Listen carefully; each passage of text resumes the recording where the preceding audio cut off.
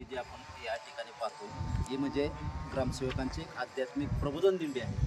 ही दिंडी अहमदनगरपासून या दिंडीला सुरुवात होते आणि सध्या आपल्याबरोबर ते ग्रामसेवक आहेत, त्या दिंडीमध्ये सहभागी आहेत। गेल्या 8 दिवसापासून ते मार्गक्रमण करतात। त्यांच्याकडून नेमकं या दिंडीबाबत जाणून घ्या।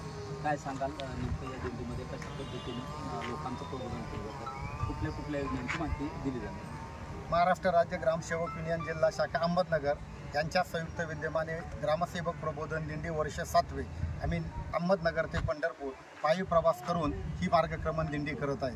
या दिंडीचा उद्देश काय की सरकारी कर्मचाऱ्यांना ताणतणावातून मुक्ती मिळावी, विठू माऊलींची सेवा घडावी आणि आध्यात्मिक ऊर्जा प्राप्त होत असताना समाजाचं उद्बोधन व्हावं। आता माननीय मुख्यमंत्री महोदयांनी लाडकी बहीण योजना जी काढलेली आहे त्याची जनजागृती व्हावी। त्याचबरोबर वृक्ष लावा, झाडे जगवा, रोपांचं वाटप करणे, रोजगार हमीच्या विविध कल्याणकारी योजनांची समाजाला ज्या ठिकाणी मुक्काम करतो त्या ठिकाणी लोकांना माहिती देणे, पाण्याचं महत्त्व समजून सांगणे आणि स्वच्छता अभियान हे जे देश पातळीवर आणि राज्य पातळीवर चालू आहे की स्वच्छता ही आरोग्याची जननी आहे ते समाजाला पटावं, जास्तीत जास्त स्वच्छ परिसर व्हावा, खेडे सुंदर आकर्षक व्हावीत, हे महत्त्व समाजाला पटवून सांगण्यासाठी अध्यात्म आणि ग्रामविकास चळवळ एकत्रित सांगड घालून आम्ही या प्रबोधन दिंडीचा उद्देश साध्य करत आहोत। किती वर्षापासून ही दिंडी सुरू आहे? सलग 7वं वर्ष आहे या प्रबोधन दिंडीचं। शेकडो ग्रामसेवक राज्यातून आणि अहमदनगर जिल्ह्यातून सहभागी होतात आणि आपली सेवा पांडुरंग चरणी लीन करतात आणि समाज प्रबोधनाचं मोठं कार्य आमच्या हातून होतं, याचा आनंद आम्हाला आहे।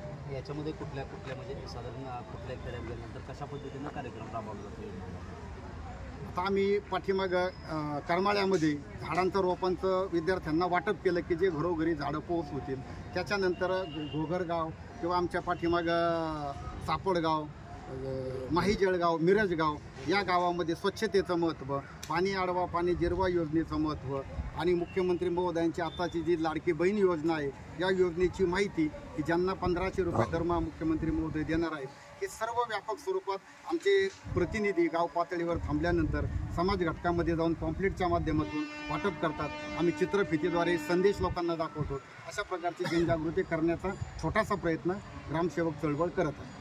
नक्कीच आपण पाहतो की ग्रामसेवक हा गावाचा विकास करण्यासाठी फक्त मर्यादित असतो, परंतु आज या ग्रामसेवकांच्या माध्यमातून फक्त गावापुरतं नाही तर संपूर्ण ज्या वारीमध्ये असतील जेवढी गावं या रस्त्यावरती असतात त्यांसाठी ज्या शासकीय योजना आहेत त्यांचं प्रबोधन करत त्या योजना त्यांना कशा पद्धतीने राबवतात हे समजावण्याचं काम या प्रबोधन दिंडीच्या माध्यमातून करत आहे। शीतलकुमार मोठे, TV9 मराठी, जेऊर, करमाळा।